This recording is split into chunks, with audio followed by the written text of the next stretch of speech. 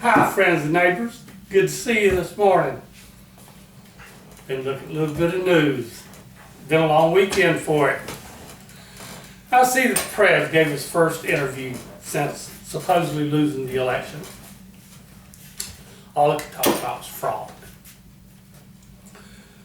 The states are defrauding and the election officials are frauding. They won't let people count votes. They won't let people observe. He's even mad at the governor of Georgia because the governor won't step in and tell them to throw all these votes out that was voted for Biden. He just can't win no matter how he tries this way. He's disappointed now. Disappointed that he even endorsed the governor. What was he going to do? Endorse a Democrat? I don't think that helped him much more. I don't know how this is going to turn out, but I still kind of believe that Biden is going to end up our president without anything being able to be done about it.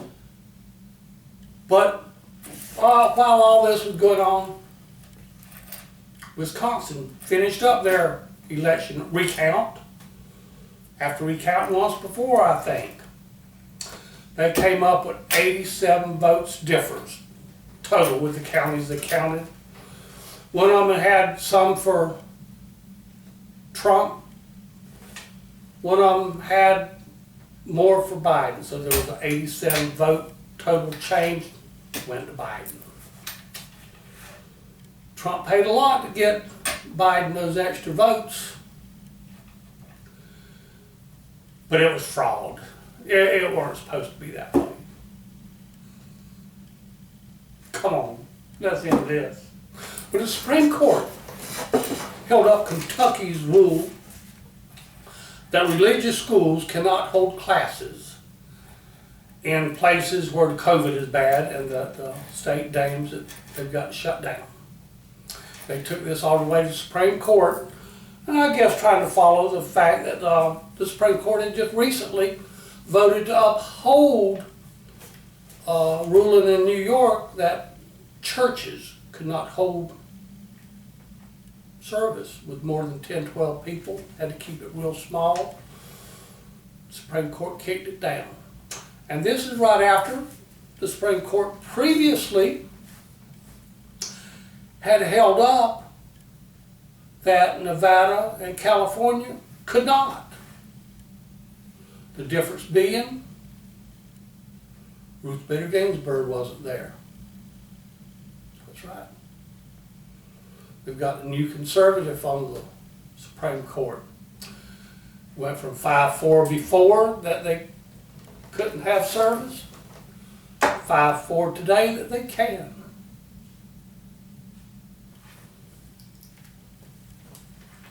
It made me think a little bit, you know.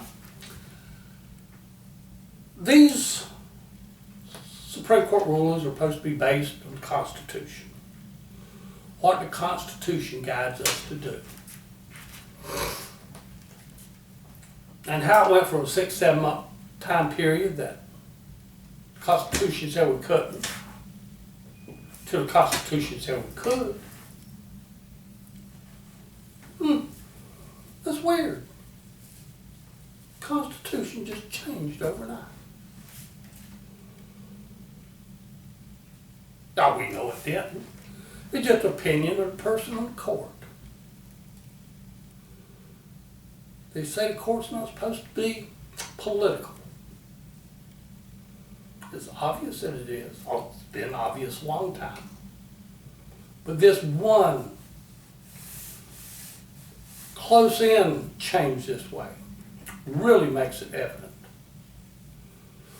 And being a conservative, I'm not going to argue this. I mean, kind of my side one, you know. Or one conservative dies and new president gets to put someone else in, and it's a liberal, it's right back the other way, and it's right back this way. That's a bad way to hold your law. You do this today, you're good, you're good. No one can bother you. You do this tomorrow, oh, you're going to prison for life. That was against the law. It's good one day, it should be good the other. Either way. Whether it's for me or against me, it should stay the same. If they're going to base it on law, on what the Constitution says. Because those words in the Constitution are not changing.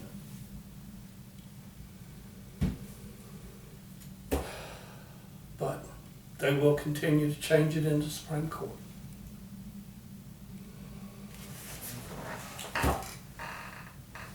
But Harris kind of stepped into it over the weekend too.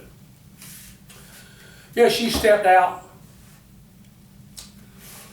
and said that businesses needs help. They need people to stand by them and see them through. And the Twitter sphere just went crazy.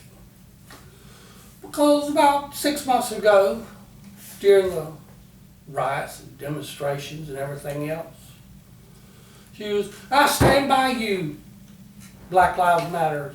I stand by the inequities you face. We need to see that you come through. And that looked like a total flop there. I think she should step out and kind of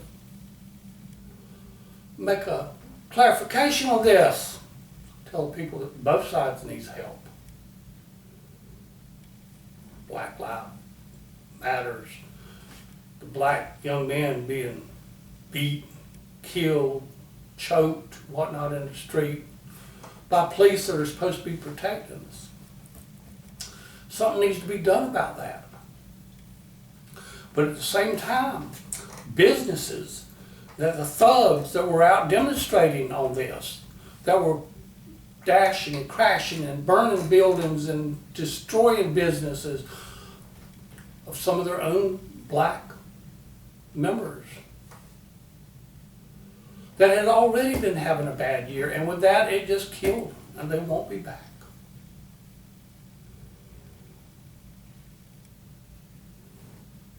Governments need to decide they need to support all the people.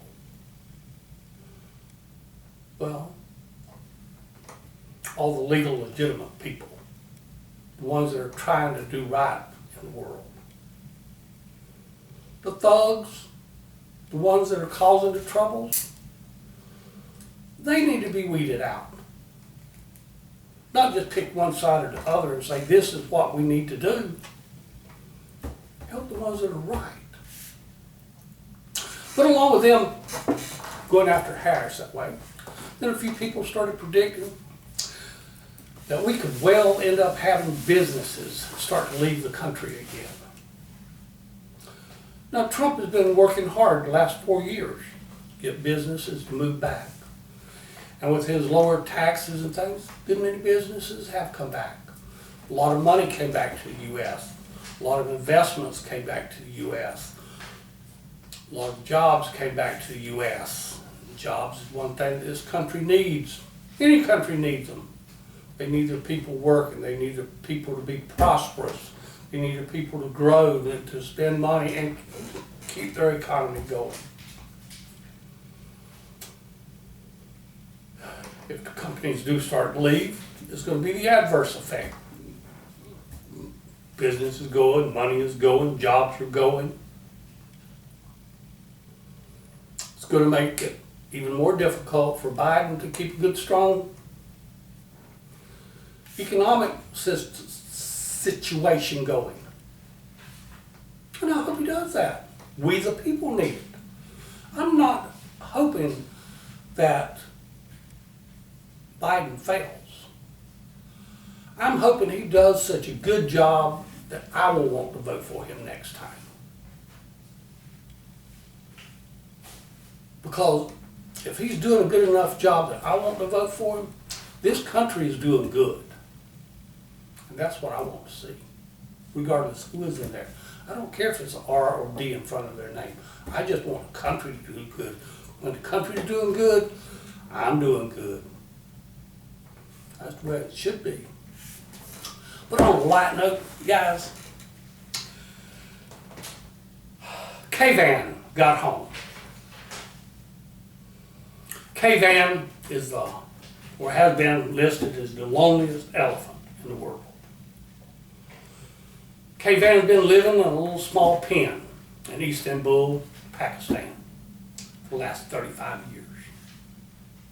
He was given to them when he was a year old by Sri Lanka. Ever since he's been held in this little zoo for people to come look at. He was getting now to where he was in bad health. People have been fighting for quite a few years to get Kaavan released or get better care and treatment for him because the conditions were so bad.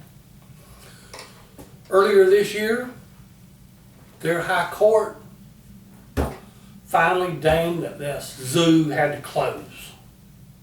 That it was just a disgrace to the animals that were in it. And Cher got a hold of the story on Twitter, stepped up, started contacting people she knew, started raising money. This weekend they loaded Kaavan into a crate, loaded him on a plane, and shipped him back to the Congo. No, not Congo. Vietnam, Cambodia. That's where he went, back to Cambodia. He's going to have to stay in quarantine. This one surprised me, folks. They've been treating him and they had to give him a COVID test before he could fly out. Now that was probably a big swab going up that nose. But he tested negative and they loaded him in his crate and sent him in. And now he's going to have to stay in quarantine for 30 days. But at least now he'll be with other elephants. Even got a few females there. They think maybe he might find him a girlfriend. It'll be a big change for his life. I hope you guys find a big change for your life if you need one and have a wonderful life. And before all that happens though, you have a wonderful day. And I'll see you tomorrow. Love you. Great day.